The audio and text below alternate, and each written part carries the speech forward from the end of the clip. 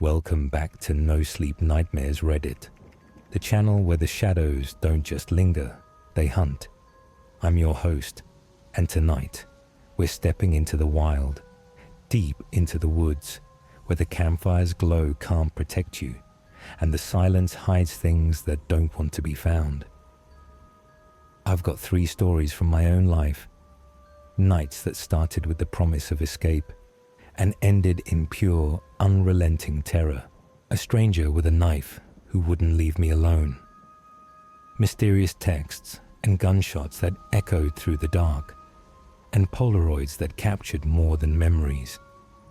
These aren't just tales to chill you, they're warnings etched into my bones, and they'll make you question every rustle, every shadow, every moment you've ever spent alone in the wilderness.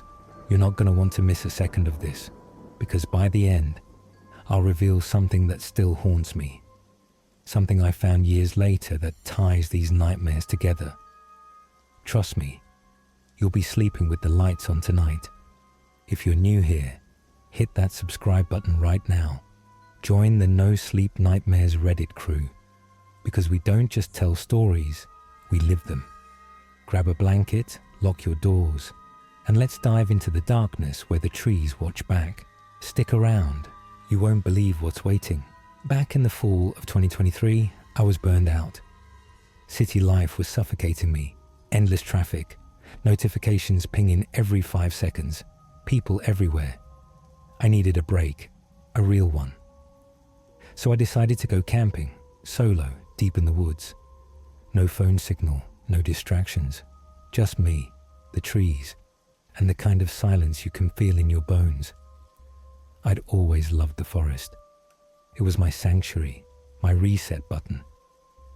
I packed my gear, tent, sleeping bag, a little camping knife, some food, and hit the road. The drive out was gorgeous. I took this winding back road through the mountains, about 3 hours from the nearest town.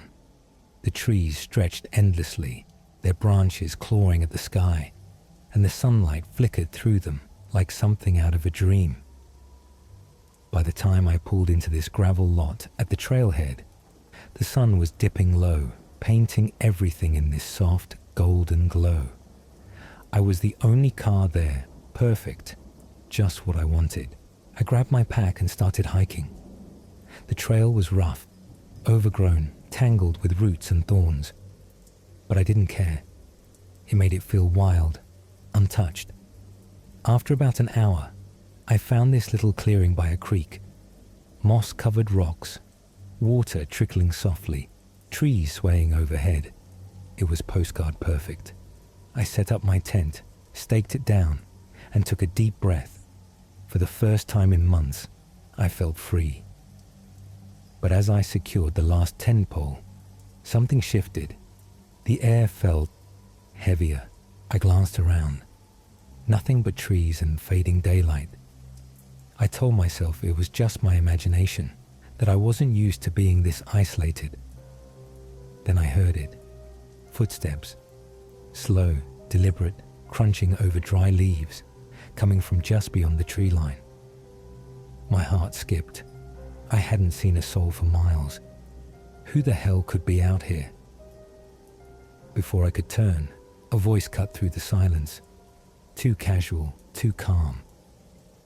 Need a hand with that? I froze. Standing at the edge of the clearing was this guy. Tall, unshaven, wearing a faded flannel and muddy boots. A hunting knife hung from his belt, glinting faintly in the dusk.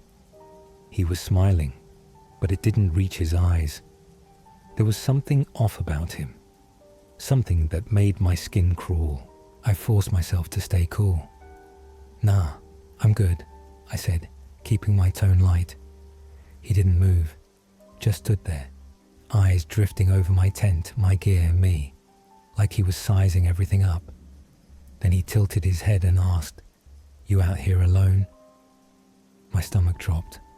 Why did he need to know that? I lied without thinking. No, my buddy's just up the trail. He'll be back any minute. His smile didn't waver, but something flickered in his expression. like he knew I was full of it. He nodded slowly, muttered something about the forest getting lonely at night, then turned and melted back into the trees. I stood there, heart pounding, listening until the woods went quiet again. Too quiet. I tried to shake it off, finished setting up camp, built a fire, ate some jerky, but I couldn't relax. Every rustle, every snap of a twig, I kept imagining him out there watching. I told myself I was paranoid. I mean, it's the woods. People hike, hunt, whatever. Maybe he was just some weird loner. But that feeling wouldn't leave. Later that night, I crawled into my tent, zipped up, and tried to sleep. Kept my flashlight and knife close, just in case. The fire outside was dying down, just a faint crackle against the overwhelming quiet of the woods. I pulled the sleeping bag up to my chin, the fabric rough against my skin, and stared at the tent ceiling, trying to convince myself I was safe. Exhaustion eventually pulled me under, but it wasn't a deep sleep, more like drifting in and out, half aware of every little sound. The wind brushing the trees, the creek gurgling faintly, the occasional snap of a twig. Normal stuff, right? That's what I kept telling myself. But then, sometime past midnight, I jolted awake. My eyes snapped open, and for a second, I didn't know why. My chest was tight, my breath shallow, like my body had sensed something my brain hadn't caught up to yet. Then I heard it. Footsteps. Slow, dragging, crunching over the leaves just outside my tent. Not an animal. No deer or raccoon moves like that. These were deliberate, heavy, like someone taking their time, savoring every step. My heart slammed against my ribs, so loud I was sure it'd give me away. I fumbled for my knife, fingers trembling as I gripped the handle, and reached for the flashlight with my other hand, keeping it off for now. I didn't want to see, not yet. The steps circled the tent, slow and methodical, like whoever it was knew I was awake, knew I was listening. I pictured him out there, the guy from earlier, his muddy boots sinking into the dirt, that hunting knife swinging at his side. Or maybe it wasn't him. Maybe it was something worse. The air inside the tent felt thick, suffocating, pressing down on me until I could barely breathe. I stayed still, frozen, every muscle locked tight, praying the sound would fade, that it'd turn out to be nothing. But it didn't stop. It got closer. I could hear the leaves crunching just a foot away, then 6 inches, then right up against the nylon wall. That's when the shadow appeared. It slid across the tent fabric, tall, human-shaped, distorted by the angle but unmistakable. It loomed there, inches from me, the faint outline of shoulders and a head blocking out the dim moonlight. My throat closed up. I couldn't scream, couldn't move, couldn't even blink. It just stood there, silent, shifting slightly like it was tilting its head, listening to my ragged breaths. I clutched the knife so hard my knuckles ached, my mind racing. Should I yell, slash the tent and run? But my body wouldn't listen. I was paralyzed, trapped in that moment, staring at that silhouette. Minutes dragged by. Hours maybe. I lost track. The shadow didn't move, didn't speak, just hovered there like a nightmare I couldn't wake up from. I kept waiting for something. A voice, a hand against the fabric, anything.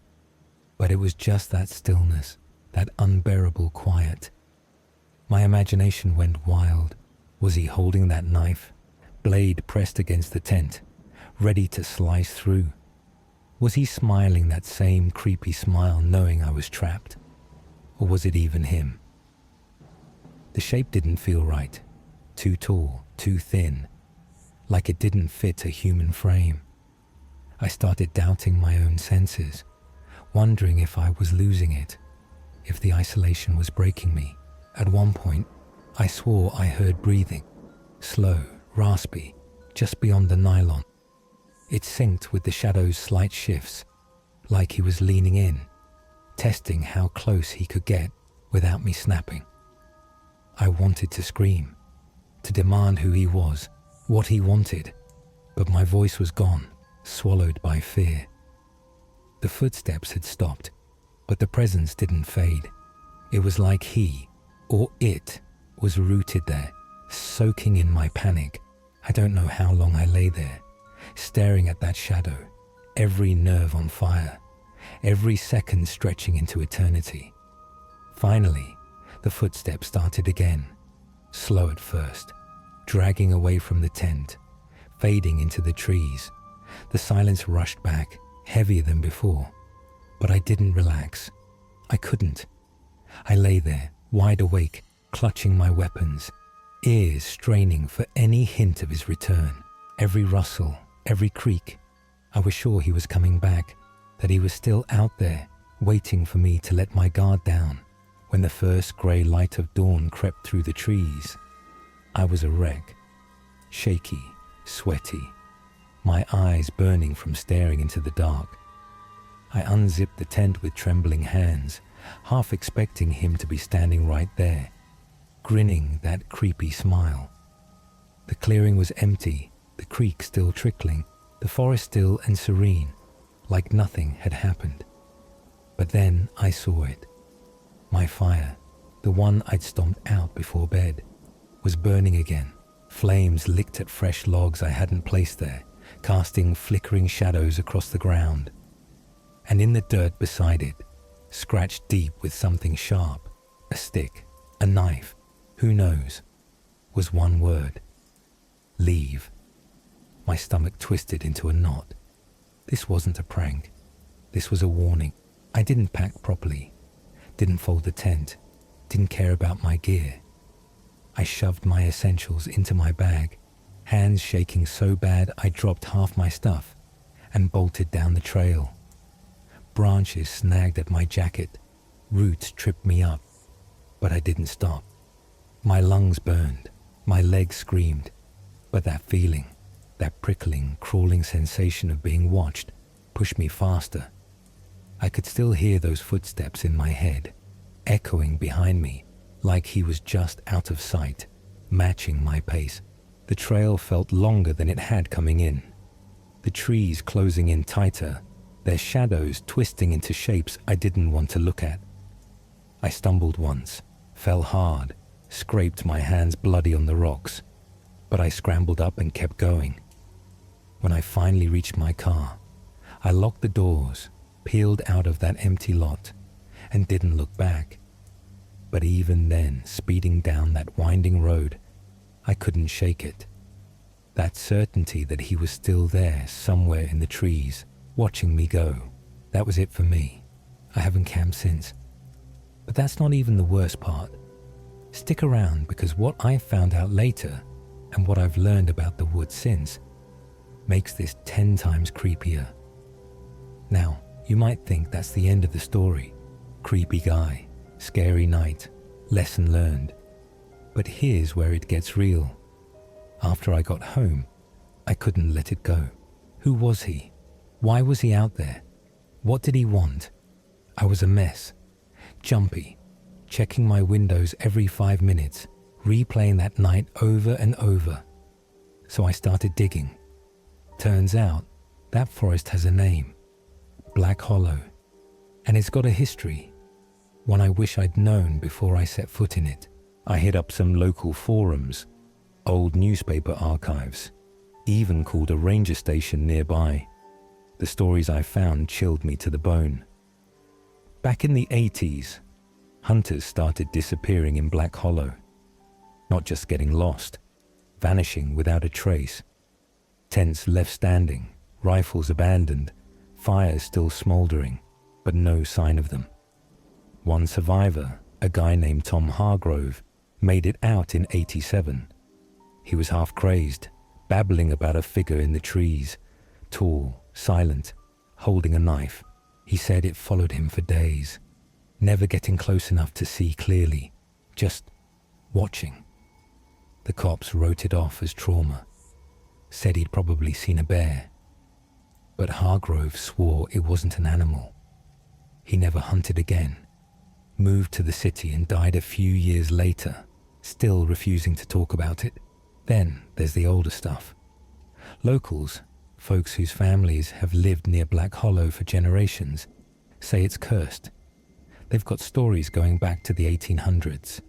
Loggers who heard voices in the wind, trappers who found their camps rearranged in the night, kids who wandered in and never came out. One tale stuck with me. A settler in 1843 wrote in his journal about the Watcher, a figure that stood at the edge of his campfire every night, never moving, never speaking. He thought it was a native spirit at first, but the local tribes told him they avoided that stretch of forest, said it belonged to something else. The guy's last entry just said, "It's closer tonight." They found his cabin empty a week later, door wide open, fire still burning. I kept digging, and the more I learned, the worse it got. Black Hollow's got a reputation. Hikers avoid it, even if it's not on any official maps. Some say it's a drifter, a killer who's been out there for decades, living off the land, picking off anyone dumb enough to camp alone. Others think it's older, darker, something tied to the land itself. There's this theory online, on some creepy subreddit, that places like Black Hollow are thin spots, places where the veil between our world and something else wears thin. People hear things there, whispers, footsteps, their own names called from the trees. I didn't hear my name that night, but I felt something, like the forest was awake, aware of me. And the disappearances, they're not just old news. I found a report from 2019. 2 campers, a couple, went missing in Black Hollow. Their car was found at the trailhead, just like mine had been, but their campsite was empty. No tent, no gear, just a cold fire pit and a single boot half buried in the dirt. Search teams combed the area for weeks. Nothing. The ranger I talked to wouldn't say much, just that sometimes people don't want to be found. But his voice was off, like he knew more than he was letting on. I pressed him, asked if he'd heard about a tall guy with a knife. He paused, too long, then said, "Folks see all kinds of things out there. Best not to go looking." That stuck with me. There's more. Back in 1996, a group of college kids went camping in Black Hollow for a dare. Only one came back, a girl, half-starved, ranting about shadows that moved without sound. She said her friends were taken, one by one, dragged into the trees while she hid. The search found their camp torn apart, blood on the ground, but no bodies. The girl wouldn't say more, just kept muttering, "He's still there." She's in a psych ward now, last I checked, and in 2005, a woman reported waking up to her tent surrounded by sticks arranged in weird, spiraling patterns. Like runes, she said. She bolted, but swore she saw a figure in her rearview mirror, standing on the road, miles after she'd left the forest. I started researching forest vanishings for this channel, and it's insane. Over 1,600 people go missing in US national parks every year. No explanation, no tracks, no blood, just gone. There's this case from Yosemite. A guy's tent was found shredded, his pack untouched, but he was nowhere. Another from the Smokies. A hiker's camera turned up 6 months later, full of photos, trees, trails. Then the last one, a blurry shot of something tall standing in the fog, and Black Hollow. It's small potatoes compared to those parks, but the stories are just as bad. That woman with the sticks, she's not alone. I found a forum post from 2012. A guy camped there, woke up to his fire burning higher than he'd left it, with rocks stacked in a circle around it. He didn't see anyone, but he felt it. Eyes on him, all night. What gets me is how normal it all seemed at first. That clearing, the creek, the trees. It was beautiful. But now I wonder, was it a trap? Was he, or it, waiting for someone like me? Someone stupid enough to think they could handle the woods alone? I don't know what's true, drifter, spirit, or just my own paranoia. But I know what I felt. That wasn't random. He didn't stumble across me. He was waiting. Let's talk about the woods themselves, because that's where the real horror lives. People romanticize nature. Oh, it's so peaceful. But they forget it's a predator's playground. You're not the top of the food chain out there. Bears, cougars, wolves, they'll kill you if they're hungry. But it's not just animals. The forest hides things we can't explain. Take infrasound, low-frequency noise humans can't hear but can feel. It's produced by wind, water, even predators. Scientists say it triggers panic, that watched feeling. Ever been in the woods and suddenly felt like running? That's why. Now imagine that mixed with something, or someone using it against you. That night, every sound felt wrong, like the forest itself was whispering, "Get out." Then there's the isolation. No signal, no help. If I'd screamed, no one would have heard me. That's what makes these stories so terrifying. You're cut off. I've read hundreds of no-sleep submissions for this channel, and the forest ones always hit hardest. Like this guy who camped in Washington. He woke up to his tent stakes pulled out, arranged in a circle around him. Or the woman in Montana who found a doll made of sticks hanging above her sleeping bag inside her tent. She hadn't brought it. Black Hollow's got its own quirks. The creek I camp by. Locals say it's cursed. People who drink from it see things, shadows, faces in the trees. I didn't drink it, but I swear that water sounded off, like it was murmuring. And the trees, they're old, hundreds of years. Some say they've seen too much, that they remember. So who was he? My theory, he wasn't just a hunter or a creep. He knew that forest, every trail, every shadow. Maybe he's one of those off-grid types, living out there, marking his territory. Maybe he's tied to those disappearances. Or maybe, and this keeps me up, he wasn't entirely human. That shadow outside my tent didn't move right. Too still, too tall. I've gone back through every detail. The footsteps weren't random. They circled like he was testing me. The fire being relit. That's not just a prank. It's a message. And leave. That wasn't a suggestion. I think he wanted me gone. Not dead. Not yet. Like he was playing with me. If I'd stayed another night, I don't know. Since then, I've had dreams. I'm back in that clearing, but the tent's gone. He's there, standing at the creek, knife in hand, smiling. Sometimes he speaks, but it's garbled, like static. I wake up sweating, checking my logs. Once, I found a stick outside my apartment, scratched with a line that looked too much like that word in the dirt. So, next up, Shadowpine Ridge, late summer 2022. I was solo again, miles from anyone, when my phone, dead with no signal, started buzzing with texts from someone who knew I was there. Then the gunshots started, and I realized the woods weren't as empty as I thought. Back in late summer 2022, I was done with everything.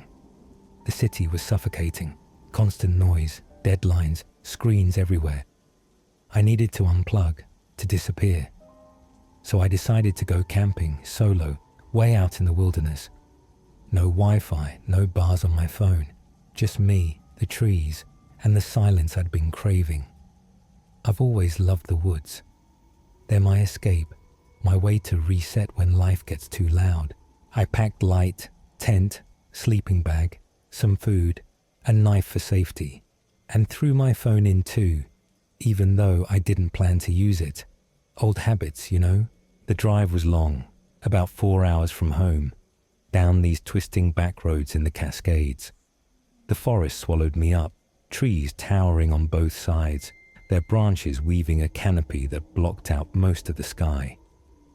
By the time I parked at this unmarked trailhead, the sun was sinking, casting long shadows across the dirt.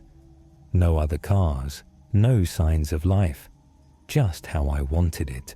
I slung my pack over my shoulder and hiked in, about 2 miles, until I found this perfect spot. A flat clearing nestled between ancient pines, with a steep drop-off on one side leading down to a river I could hear but not see. It felt untouched, primal. I set up my tent, gathered some wood, and lit a fire as dusk settled in. For the first time in weeks, I could breathe. I sat by the fire, watching the flames dance, letting the quiet sink in. It was perfect, until my phone buzzed. I tossed it in my tent, figuring it'd be dead out here with no signal. But there it was, vibrating against the nylon floor. I frowned, grabbed it, and saw the screen light up. Unknown number. The message read, "Nice spot you picked." My stomach flipped. I scrolled up. No history, no prior text, just that one line. Who the hell was this? How'd they even get through out here? I stared at the screen, my thumb hovering over the keyboard, the firelight flickering across my hands. My first thought was a glitch, some delayed text from civilization bouncing through the ether. But out here, miles from a tower, with no bars showing. That didn't add up. Part of me wanted to chuck the phone into the fire and forget it, blame it on bad tech and move on. But curiosity gnawed at me, that itch you can't ignore. I typed back, "Who is this?" and hit send, half expecting it to fail, the little loading bar mocking me. Seconds later, another buzz ripped through the silence. "You always camp alone." My pulse spiked, a cold jolt shooting down my spine. This wasn't random. Someone knew I was here, knew I was alone, in a place no one should have known about. I whipped around, scanning the trees, the glow of my fire barely pushing back the wall of darkness beyond the clearing. Nothing moved, just the pines swaying faintly, their shadows twisting like fingers reaching for me. The forest was silent, too silent, like it was holding its breath, waiting for my next move. I gripped my knife, the cold metal grounding me, and squinted into the black, searching for any hint, a glint of eyes, a rustle, anything.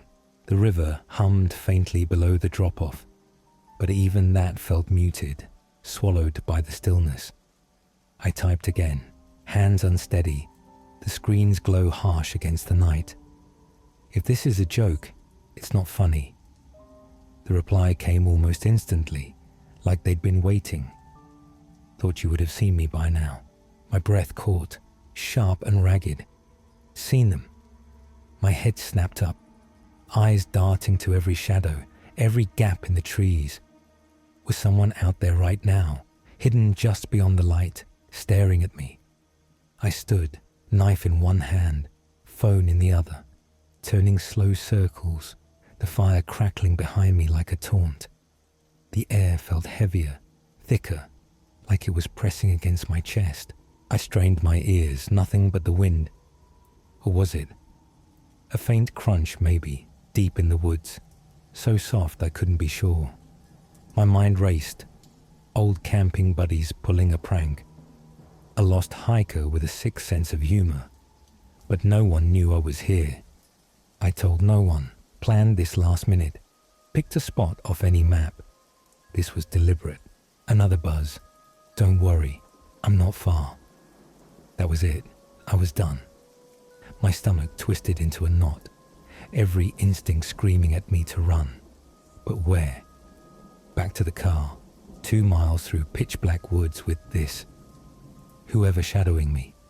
I turned off the phone, hands shaking so bad I nearly dropped it, and shoved it into my pack. I told myself it was some psycho with a burner phone, some glitch in the signal, anything to keep the panic at bay. But the seed was planted, burrowing deep. I wasn't alone anymore. I sat back by the fire, knife clutched tight, eyes locked on the tree line. The flames felt too small, too fragile against the vast dark pressing in. Every sound hit like a hammer, the wind rustling leaves, a branch snapping somewhere far off, the river's low murmur twisting into something almost human. I kept imagining eyes out there, glinting in the shadows, tracking my every twitch. The phone stayed silent, but I could feel it in my pack, like it was alive, waiting to buzz again. I'd wanted silence, solitude, but this wasn't it. This was something else, something watching, something closing in. I tried to focus, kept the fire going, sat with my back to the tent, knife in hand. Every sound felt amplified. The wind, the river, a twig snapping somewhere deep in the woods. I told myself it was nothing, just my mind running wild. But that feeling, you know it, that prickling on your neck when you're being watched, it wouldn't let go. Eventually, I crawled into my tent, zipped it shut, and lay down, knife beside me, flashlight within reach. The fire outside had burned low, just embers now, casting a faint glow through the nylon. I tried to sleep, but my mind wouldn't shut off. Those messages kept looping in my head. Not far. What did that mean? Exhaustion finally dragged me under. A shallow, restless sleep, until something yanked me awake.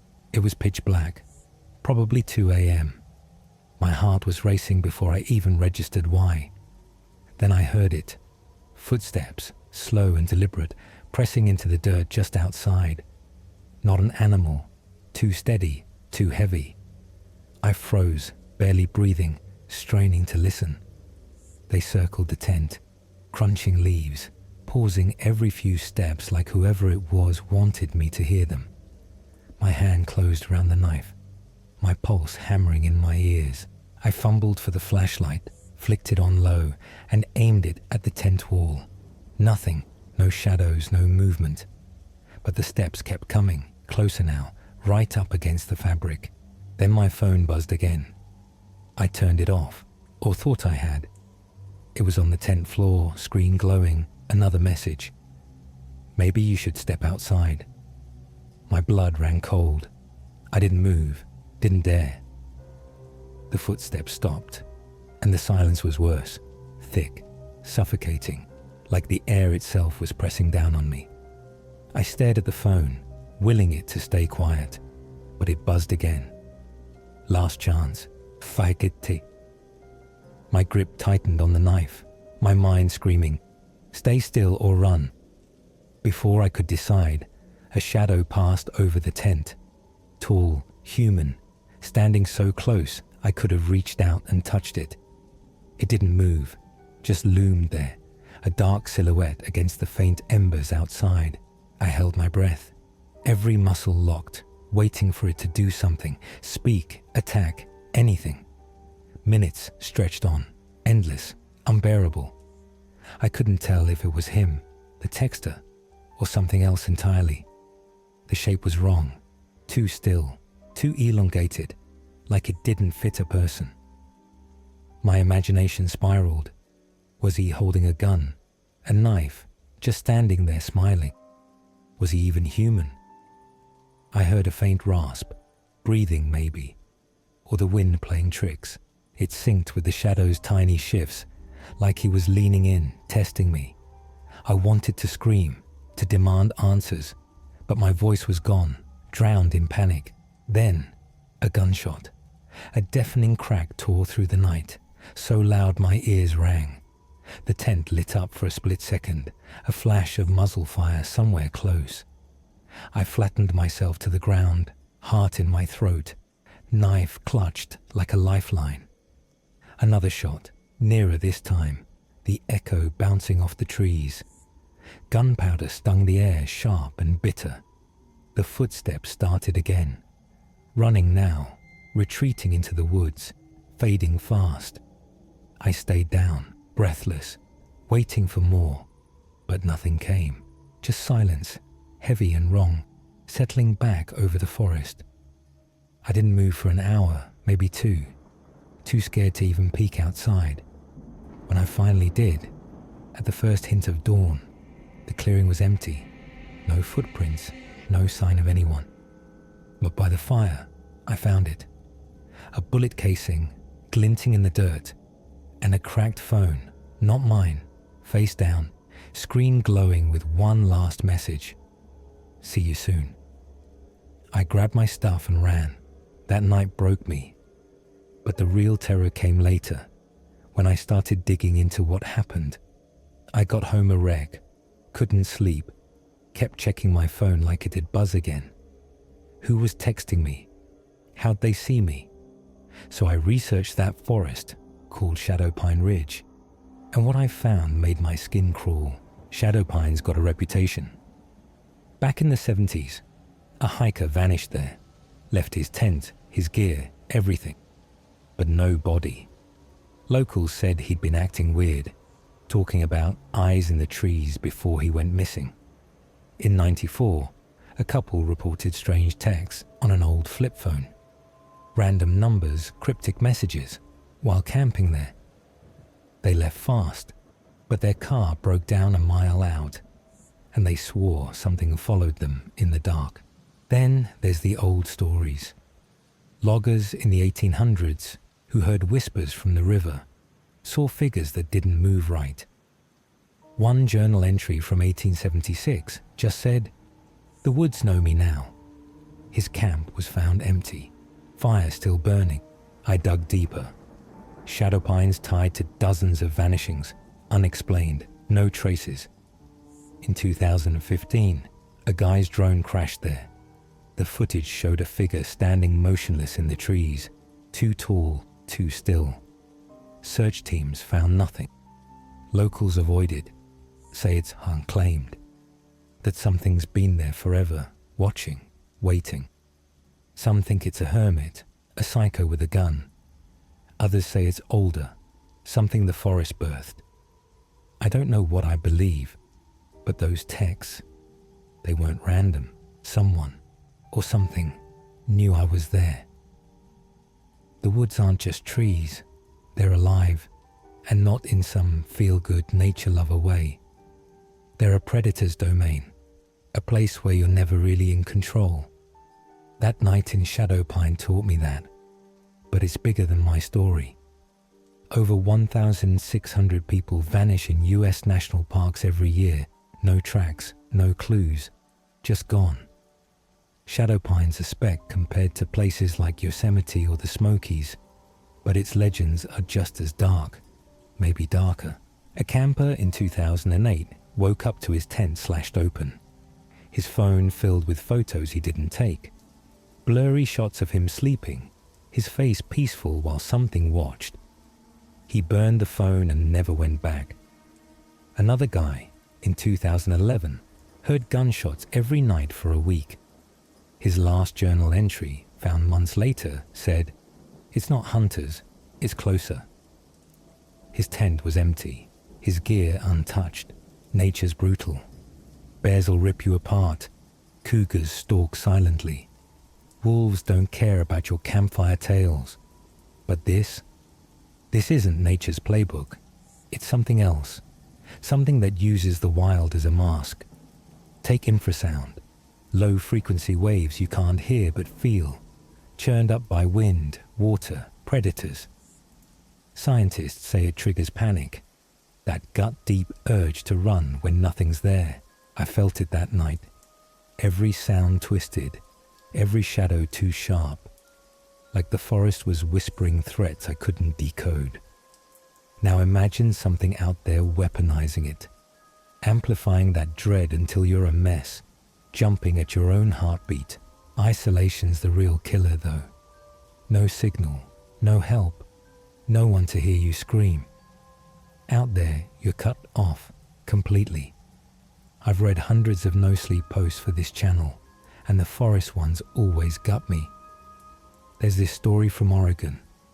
A woman found her tent stakes pulled up, arranged in a spiral around her site, no footprints, just the stakes gleaming in the moonlight. She left at dawn, but heard footsteps trailing her for miles, another from Idaho. A guy woke to a stick figure hanging inside his tent, woven from twigs, swaying like it had just been placed there. He hadn't heard a thing. No zipper, no rustle, nothing. Shadowpine's got its own ghosts. That river below my camp. Locals call it the Whispering Vein. Say it talks to you if you listen too long. People who've camped near it hear their names called, soft and low, from the water. I didn't hear my name, but that hum, it wasn't right, like it was alive, murmuring secrets. The trees too, hundreds of years old, gnarled and bent, like they've watched too much. There's a tale from the 90s. A ranger found a tree carved with names, dozens scratched deep, some from people missing decades before. He quit the next day, wouldn't say why. And the tech angle? That's what freaks me out most. My phone shouldn't have worked, but it did. Others have reported it. Radios picking up static voices, cameras snapping pics on their own. In 2017, a hiker in Shadowpine found his GPS glitching, showing him miles from where he stood. Then a voice crackled through. "You're not lost." He ditched it and ran. Whatever's out there, it's not just primal. It's smart, playing with us, using our own tools against us.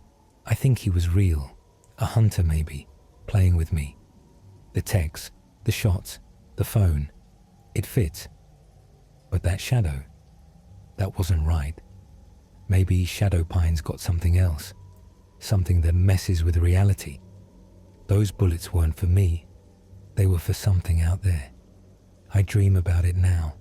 Text lighting up my phone, a figure by the river, gun in hand. I found a bullet casing in my bag weeks later. I didn't bring it home. Shadowpine showed me how the wild can mess with your head and your tech. I swore I'd never camp alone again after that. But in August 2021, I broke that promise. I teamed up with friends for a weekend at Harrow Wood, Olivia's dad's estate. We thought a group would keep us safe.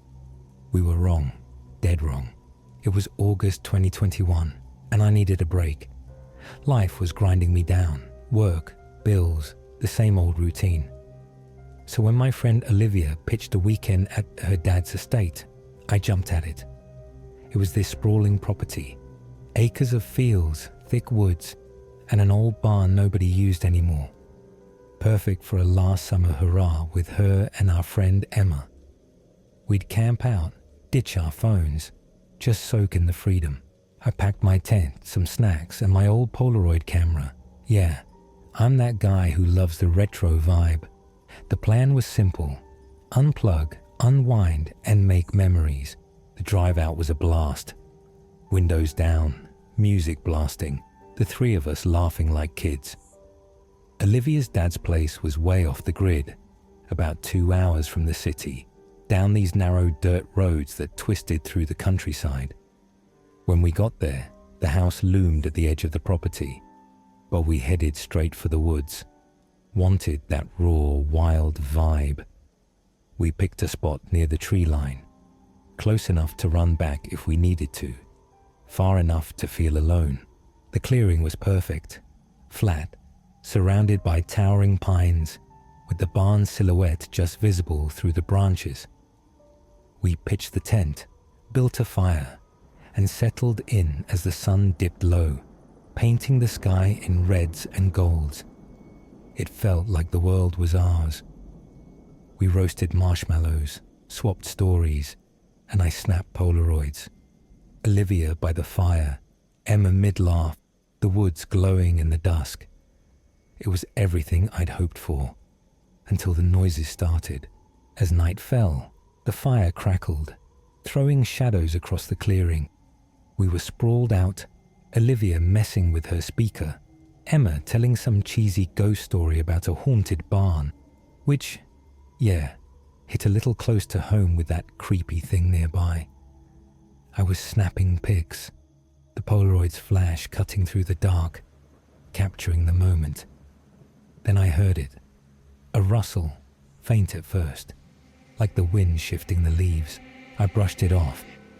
Woods do that, right? But it kept going, deliberate, too steady to be random. Emma stopped mid-sentence, her eyes flicking to the trees. Olivia turned down the music, and we all listened. It wasn't the wind. It was footsteps, slow, measured, circling just beyond the firelight. My stomach tightened. I grabbed my camera, instinct kicking in, and snapped a shot toward the sound. The flash lit up the trees.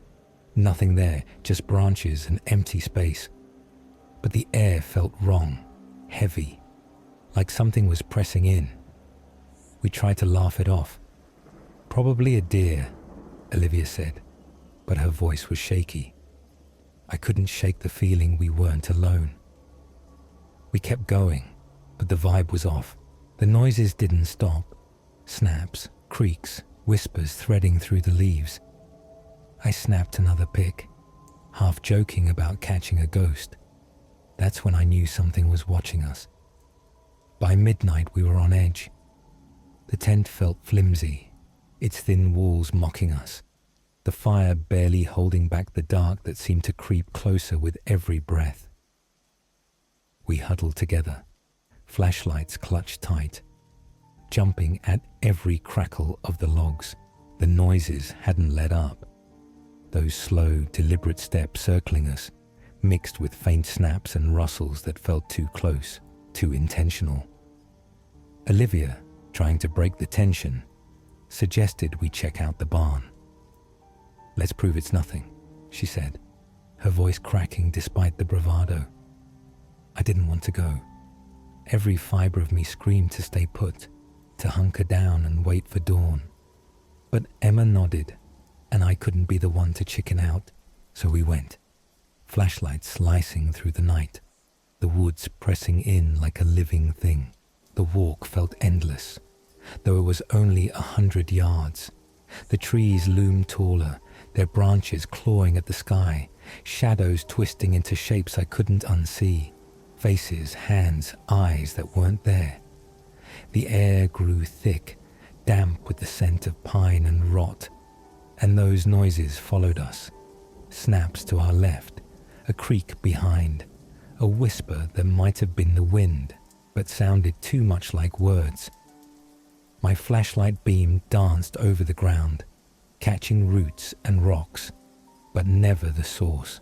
The barn emerged from the dark like a spectre, its sagging frame silhouetted against the faint moonlight.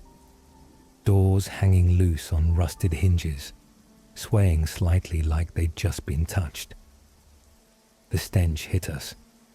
Dust, mold, something sour and old, like the air itself had decayed. Inside, it was worse. The silence swallowed us, heavy and unnatural, broken only by the groan of the beams overhead, protesting our intrusion. Our flashlight beams swept the space. Old tools rusted to the floor, burlap sacks slumped in corners like corpses, a cracked lantern dangling from a nail. Every step kicked up dust, swirling in the light, and I felt it, that suffocating weight of being watched, like eyes were boring into us from every shadow. Then Emma froze, her beam locked on the floor, footprints, fresh, pressed deep into the dust. They trailed from the door to the center of the barn and just stopped. No tracks out, no scuffs, nothing, like whoever made them had vanished into thin air. My throat tightened, I could hear my own heartbeat, loud and fast, drowning out the quiet. We stood there, staring, trying to make sense of it. "Maybe they climbed up," Olivia whispered, but her voice was hollow, and the rafters above were bare, shrouded in cobwebs. I lifted my flashlight, the beam trembling, and that's when it happened. A crash, deafening, like something massive slammed into the roof. Dust rained down, stinging my eyes, and I looked up just in time to catch it. A shadow, dark and fleeting, darting across the beams, too fast to pin down, too big to be human. My stomach dropped. Emma gasped. Olivia grabbed my arm. And before we could process it, footsteps erupted, rapid, heavy, pounding toward us from the dark. We ran, pure panic driving us, flashlights bouncing wildly as we bolted for the door. The barn seemed to stretch, the exit farther than it should have been, and those steps chased us, closing in, a rhythm that didn't match any animal I knew. I felt it, something cold brushing my neck, not the wind, not a branch, something real. And I pushed harder, lungs burning, heart hammering. The doors slammed shut behind us as we stumbled into the night, the sound echoing like a gunshot. We didn't stop, tearing back to the clearing, expecting safety. But what we found stopped us cold. The tent was gone, not ripped, not collapsed, just erased, like it had never been there.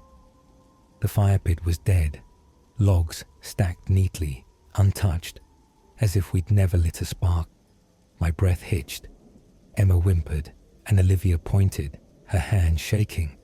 A Polaroid pinned to a tree with a rusted nail, my handwriting scrawled on it. "Woods at dusk. I'd taken it earlier, just trees and fading light, but now 3 smudged figures stood in the background, half hidden among the pines, their faces blurred but their eyes locked on us. I ripped it down, hands trembling, and that's when the whispers started again. Soft, insistent, threading through the leaves, closer than ever. We didn't wait, bolted for the house, the woods alive with steps and shadows, every tree a threat. Inside, we found more Polaroids, us by the fire, in the barn, staring at that first photo, taken from angles we couldn't explain. The last one showed us in the clearing, a blurred figure behind us, its mouth stretched into something that wasn't a smile. That night shattered us, but the real dread sank in when I started digging into what we'd stumbled into. Olivia clammed up after, wouldn't talk about it, wouldn't even look at me or Emma. But I couldn't let it go. I needed answers, needed to know why those Polaroids felt like a trap. So I researched her dad's estate, Harrow Wood, and what I uncovered turned my blood to ice. This wasn't just a creepy weekend. It was a brush with something old, something that's been feeding on that land for decades. Harrow's got a history drenched in shadows. Back in the 60s, a family, parents, 2 kids, vanished from the main house overnight.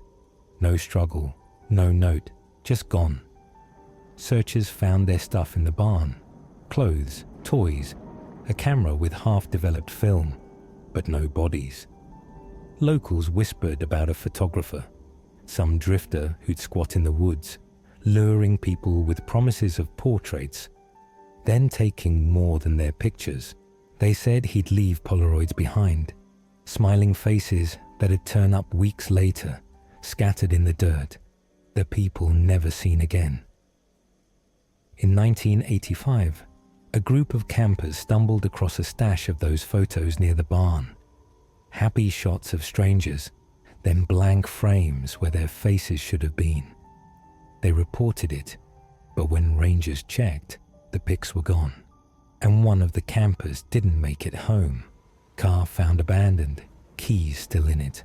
I kept digging, and it got worse.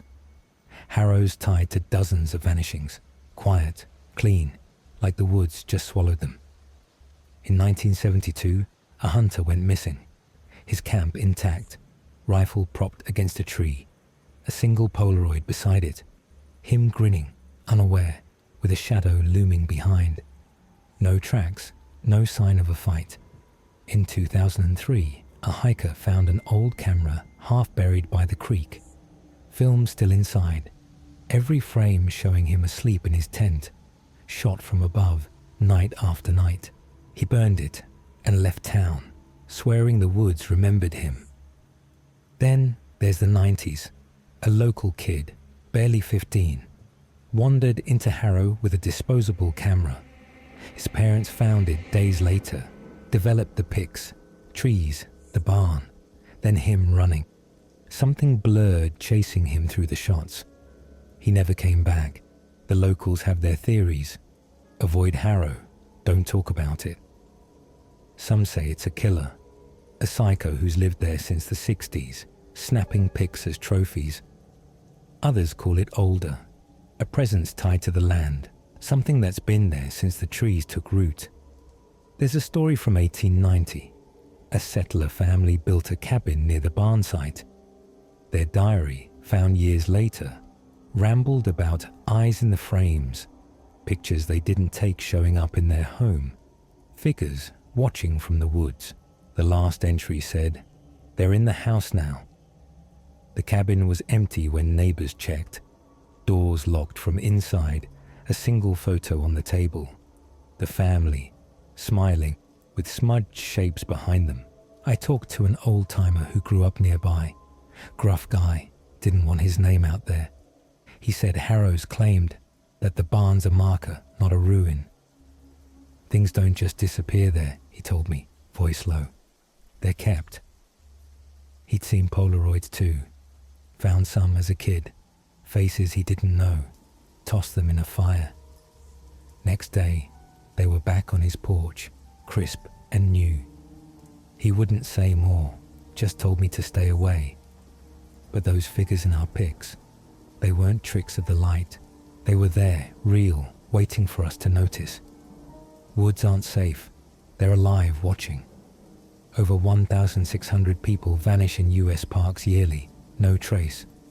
Harrow's small, but its stories are vile. A girl in 99 woke to her tent circled by photos of her sleeping, taken minutes before. Another guy found his own face carved into a tree, fresh and wet. Nature's a hunter, bears, wolves. But this? It's smarter, older. Infrasound twists your gut. Isolation traps you. And something out there knows you're there. Harrow's trees whisper, its shadows move. I've read no-sleep tales, tents rearranged, voices from nowhere. It's not just us, it's everywhere. I think it's tied to the land, something that takes, keeps, watches through lenses. Those Polaroids weren't ours, they were its. We got out, but it's not done. I dream of that clearing, photos falling from the trees, faces staring. One showed up in my mail last month. Me, now, in my room. And there you have it. 3 nights I'll never shake. 3 times the woods turned on me when I least expected it. Black Hollow's stranger with his knife. Shadowpine's texts and gunshots. Harrow Wood's Polaroids. They're not just stories, they're scars. But here's the kicker. A few weeks ago, I found something that ties them all together. A scratch stick in my mailbox, a bullet casing on my porch, a Polaroid of me sleeping, taken from outside my window. Whatever's out there, it's not done with me yet. And maybe it's watching you too. That's it for tonight, but the nightmares don't stop here. If these got under your skin, drop your own creepy tales in the comments. I'll read the best ones next time. Hit that like button if you're still checking your logs, and subscribe to No Sleep Nightmares Reddit, because you don't want to miss what's coming. Rewatch from the start if you dare. There's more in the shadows than you think. Until next time, sleep tight and keep one eye on the trees.